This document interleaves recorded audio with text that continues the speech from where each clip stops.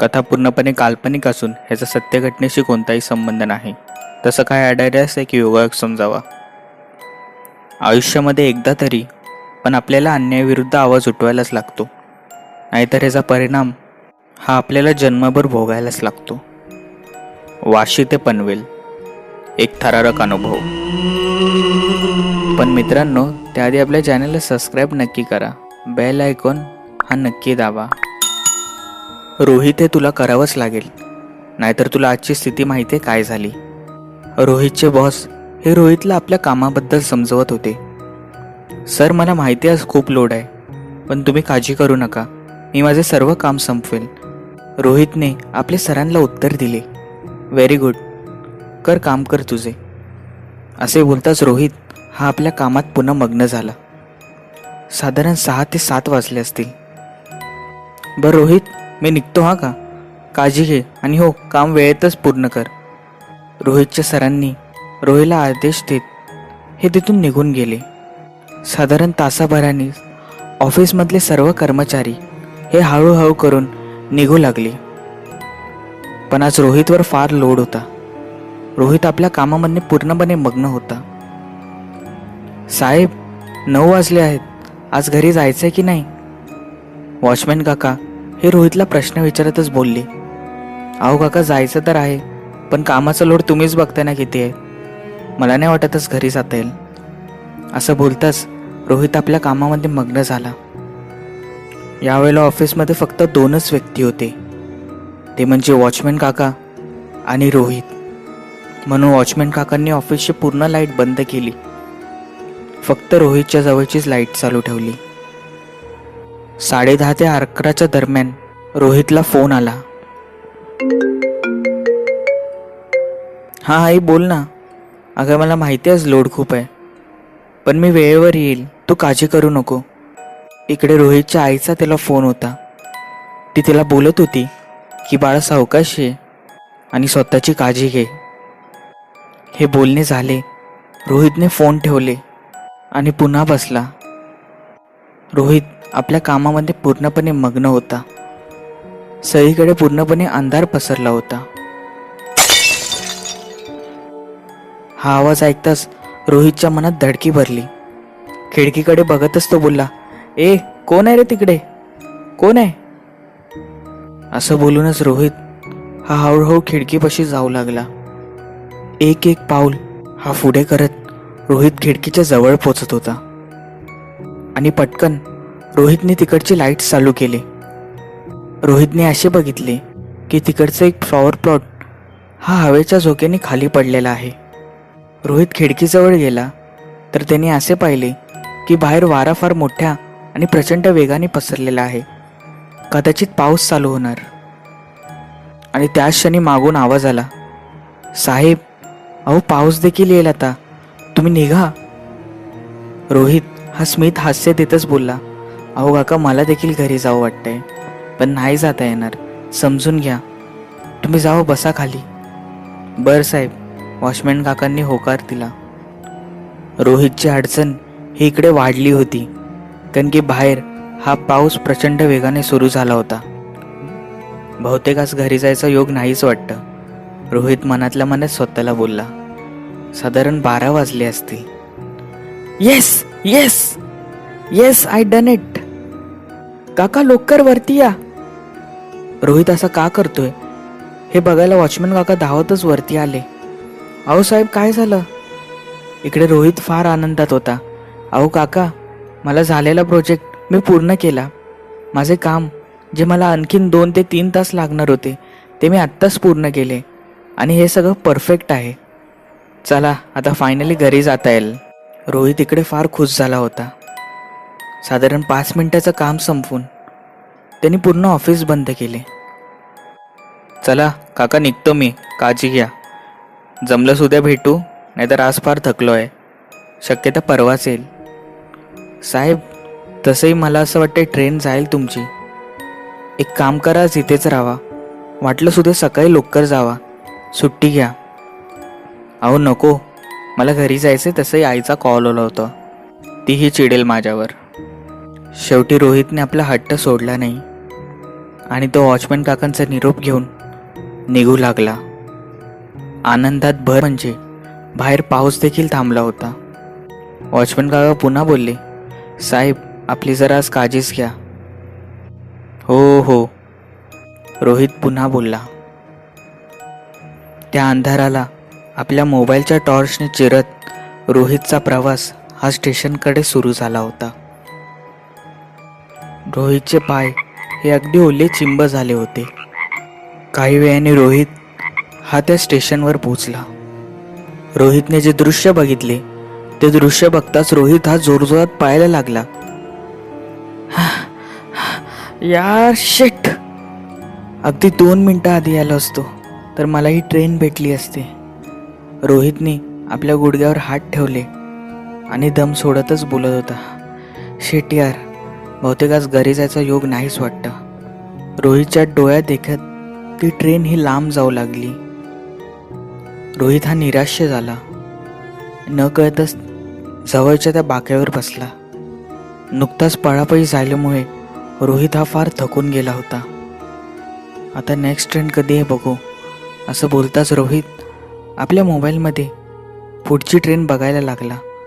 पण दुर्दैव रोहितचे की ही शेवटची म्हणजे 12:30ची ट्रेन होती.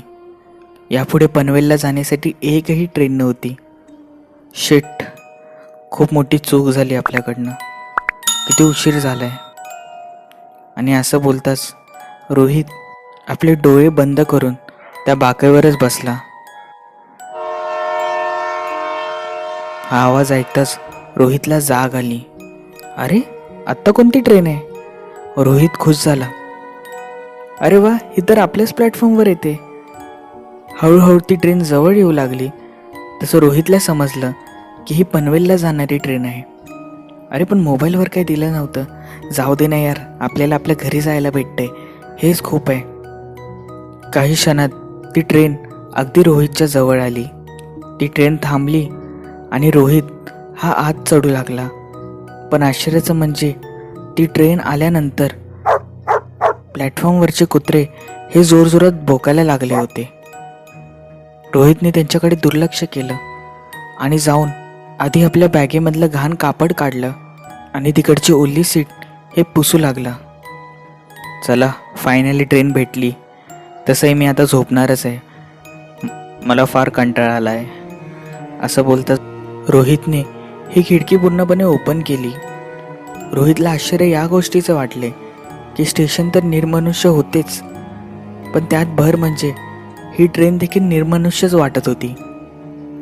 अगदी ट्रेनच्या काही डब्यांमध्ये एकही व्यक्ती त्याला दिसणार नाही. यात बरीच भर म्हणजे त्याच्या डब्यामध्ये एकही व्यक्ती चढला नव्हता. रोहितने असे समजून घेतले कदाचित शेवटची ट्रेन आहे, रात्रीचे 1:30 वाजले आहेत म्हणून कोण आलं नसेल. ट्रेनचा हॉर्न ऐकताच रोहितच्या मनात थोडी आनंदाची लहर पसरली. हळूहळू ट्रेनने वेग घेऊ लागला आणि स्टेशन सोडले. पुढचे स्टेशन आले. रोहित हा बाहेरचे परिसर बघण्यात मग्न होता. ट्रेन चालू झाली आणि हळूहळू ती वेग घेऊ लागली. इथेही मगासारखेच काही दृश्य घडले. कुत्रे हे ट्रेनकडे बघून भोंकत होते. पण यात बरीच भर म्हणजे ट्रेनमध्ये आता फार गारवा निर्माण झाला होता. ट्रेन कोणत्याही क्षणी प्लॅटफॉर्म सोडणार, पण त्याच क्षणी साधारण एक 30-32 वर्षाची बाई ही ट्रेनच्या जवळ पळत येत होती. रोहितची नजर तिच्यावर गेली. ती बाई पळता पळता रोहितच्या डब्याजवळ आली. अहो काय करताय, चढायचा प्रयत्न करू नका, प्लॅटफॉर्म कोणत्याही क्षणी संपेल, तुम्ही पडाल. यात आश्चर्याचं म्हणजे त्या बाईकडे एक बाळ देखील होते, पण तिने तिचे काय एक ऐकलं नाही. काही क्षणातच तिने आपला एक हात हा दरवाज्यावर असलेल्या त्या बांबूला लावला. काही क्षणातच तिने एक पाय आत टाकला आणि ती न कळतच अगदी वेगाने आतमध्ये आली. इकडे रोहितले दृश्य बघून चांगलीच गाळण उडाली होती. अहो काही समजते की नाही तुम्हाला? हां, असं कोण करतं का? तुमच्या हातात बाळ होता, तुम्हाला काय झालं असतं तर काय केलं असतं तुम्ही? हां, असं रोहित चिडतच बोलला. ती बाई ही येऊन रोहितच्या समोर बसली. तिचे वर्णन सांगायचे झाल्यास तिने तोंडावर मोठा पदर घेतला होता. ते पूर्णपणे झाकले होते. केवळ तिचे होठच दिसत होते आणि तिच्याकडे साधारण एक 6 ते 7 महिन्याचे बाळ होते. काही वेळाने रोहित देखील शांत झाला. तो मगाचसारखाच बाहेर बघण्यात मन झाला. हळूहळू करून पुढचे स्टेशन आले. ट्रेन नेहमीसारखीच थांबली आणि काही वेळाने ट्रेन ही चालू होऊन वेग घेऊ लागली. त्या बाईच्या तोंडावर स्मित हास्य दिसत होते. रोहितच्या नजरेत आली. काही क्षणात ही ट्रेन देखील आपले प्लॅटफॉर्म सोडणार, पण त्या बाईपेक्षा जास्त गतीने एक माणूस हा त्या डब्याजवळ धावत आला आणि तो आतमध्ये आला. रोहितला हे दृश्य पाहून फार विचित्र वाटले. सगळे असेच का चढतायत? रोहित मनातल्या मनात स्वतःलाच प्रश्न करत विचारले. तो माणूस दिसायला पूर्णपणे एका गुंडासारखाच वाटत होता. मोठी दाढी, विस्कटलेले केस. अगदी काही क्षणातच तो रोहितच्या येऊन बाजूला बसला. रोहितला मनात भीती देखील वाटली, पण त्यानंतर समाधान देखील झाले की आपल्यावर ट्रेनमध्ये कोणीतरी आहे. रोहितची न कळतच नजर त्या बाईवर गेली, तर तिचे ते हास्य आता पूर्णपणे मिटून गेले होते. ट्रेनने पुन्हा वेग पकडला. रोहित बाहेर बघण्यात मग्न झाला. अरे, मी तर नेहमी रात्रीचा प्रवास देखील करतो, पण एवढा अंधार मी कधी बघितला नाही. रोहित हा स्वतःलाच प्रश्न करत होता. ट्रेनने आता चांगलाच वेग घेतला होता. अरे, या लाईटीला काय झालंय? असं बोलताच बाजूचा तो माणूस हा क्रोधाने उठला. ती बाई देखील लगबगीने उठून दरवाजाजवळ गेली, पण त्या माणसाने तिला पकडले आणि तिला मारहाण करू लागला. तुझ्यामुळेच माझी वाट लागली. असं बोलताच तो माणूस तिला बेदम मारहाण करत होता. तिच्या पाठीवर बुक्की मारत होता, तोंडावर बुक्की मारत होता. ती बाई रडत होती. अहो, मी काय केले तुमचं? सोडा मला, सोडा. ती तिचे पाया पडू लागली, पण त्या माणसाने ते पाय झटकले आणि तिचे तोंड घेऊन हा त्या खांबाला आपटू लागला जोरजोरात. त्या माणसाने तिचे ते बाळ हातामध्ये घेतले. त्याच्याकडे क्रोधाने बघू लागला. जे व्हायला नको होते ते झाले. त्या माणसाने ते बाळ हे बाहेर फेकले. रोहित हे दृश्य बघून अगदी स्तब्ध झाला होता. रोहितची बोबडी वळाली होती. अहो, काय केलं तुम्ही? ती बाई रडतच बोलली आणि तो माणूस पुन्हा मारू लागला.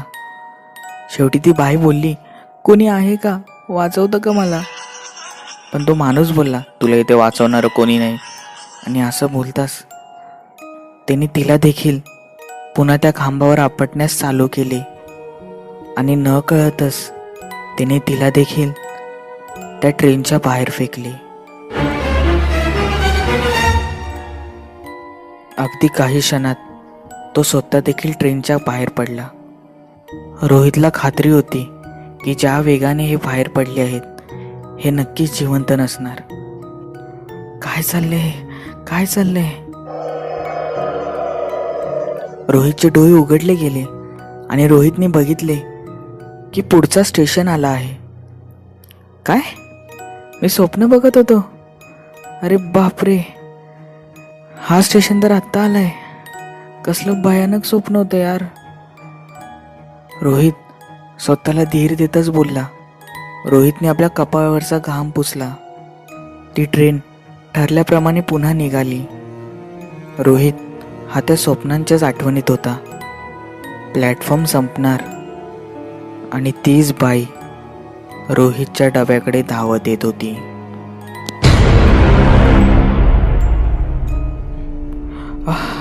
अरे बापरे, हे सगळं काय चालू आहे? ती बाई मगासारखीच येऊन आतमध्ये बसली आणि ठरल्याप्रमाणे पुढच्या स्टेशनला तो माणूस देखील आला आणि मगासारखे सगळे दृश्य घडायला लागले. त्याने आधी त्या बाळाला बाहेर फेकले, मग त्या बाईला मारून हा स्वतः बाहेर पडला. 2 ते 3 वेळा असे सातत्याने हे त्याच्यावर घडू लागले. बहुतेक आपण यांच्या तावडीत सापडलेलो आहोत.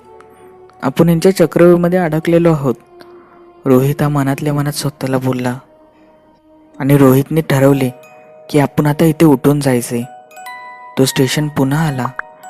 ती बाई काही वेळ ट्रेनच्या आतमध्ये येणार, त्याच्या आधीच आपण निघून जाऊ. रोहितने असा विचार केला. रोहितने उठण्याचा प्रयत्न केला, पण पूर्ण पृथ्वीचे गुरुत्वाकर्षणचे बळ हे रोहितच्या अंगात आले आहे असे वाटत होते. रोहितला उठताच येत नव्हते. ती बाई पुन्हा आपल्या डब्यामध्ये आली आणि मगाचसारखाच माणूस हा त्या डब्यामध्ये चढला. हा तिला मारू लागला. ती बाई पुन्हा रडत होती. ती रडता रडताच बोलू लागली, कोणी आहे का? मला वाचवाल का? तसा तो माणूस बोलला, तुला इथे कोणी वाचवणारं नाहीये. रोहित हा आता मनातल्या मनात हनुमान चालीसा बोलायला लागला. रोहितला असे जाणवले की काहीतरी दिव्य शक्ती ही रोहितची मदत करत आहे. रोहितच्या अंगात बळ आला. रोहित जोरजोरातच हनुमान चालीसा मोठ्याने बोलू लागला. त्या माणसाची क्रूर नजर ही रोहितकडे गेली. तो रोहितकडे एकटक बघत होता. तो यावेळेला पूर्ण पांढरा पडला होता. डोळे पूर्णपणे लाल झाले होते आणि पुन्हा तो त्या बाईला मारू लागला. तुला इथून कोणीच नाही वाचवू शकत, कोणीच नाही, असं बोलताच तो क्रूरपणे हसू लागला. त्या बाईला बेदमपणे मारू लागला. त्या बाई पुन्हा बोलल्या, कोणी वाचवेल का मला? हे दृश्य रोहितकडनं बघवले गेले नाही, कारण तो क्रूर माणूस जेव्हा रोहितकडे बघत होता तेव्हा रोहितची नजर ही त्या बाईकडे पडली होती. तिच्या तोंडातून पूर्णपणे रक्त येत होते. कपाळ हे फाटलेले होते. ती भूत असून देखील रोहितला तिच्यावर दया आली होती. तो माणूस इथे तिला मारतच होता. ती बाई रडतच होती, मला सोडा, मला जाऊ द्या, असे तिचे बोलणे चालूच होते. तो त्या माणसाचे हसणे चालू होते. ए सोडा, सोड तिला, का छळतोयस तिला, जाऊ दे. हा आवाज दुसरा तिसरा कोणी नसून खुद्द रोहितचा होता. रोहित मन घट्ट करतच यावेळेला बोलला होता.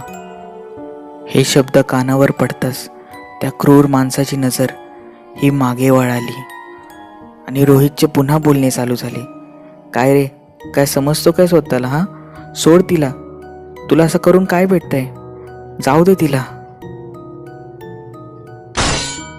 अचानक असा आवाज आला, कारण की कारणच असे होते की त्या बाईने उठून आपल्याजवळ असलेले एका चाकूने त्या माणसाच्या गळ्यावर वार केला होता. त्या बाईचा चेहरा हा पूर्णपणे दिसू लागला होता.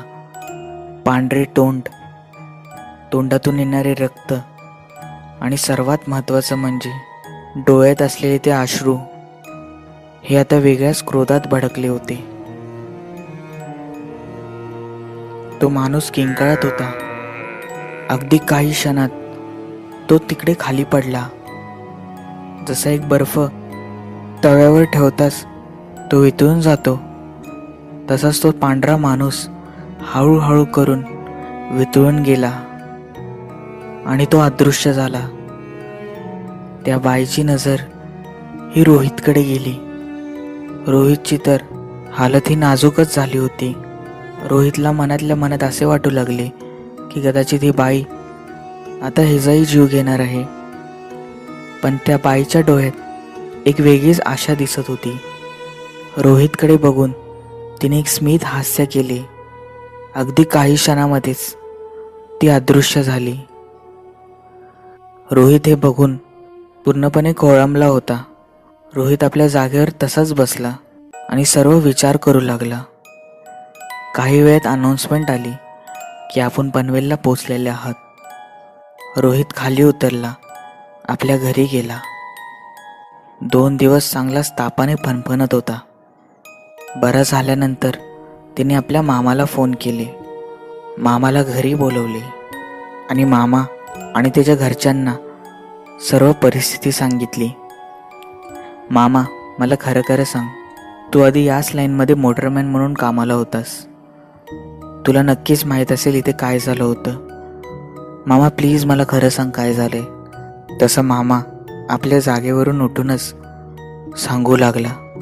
साधारण 10 वर्ष आधीची गोष्ट असेल. एक बाई ही नकळतच आपल्या 6 ते 7 महिन्याच्या मुलाला घेऊन ही डब्यामध्ये चढली होती. काही वेळाने तिचा पती देखील आला. तो सर्वांसमोर तिला मारू लागला. ती बाई जोरजोरात ओरडत होती, मला वाचवा, कोणी माझी मदत करेल का.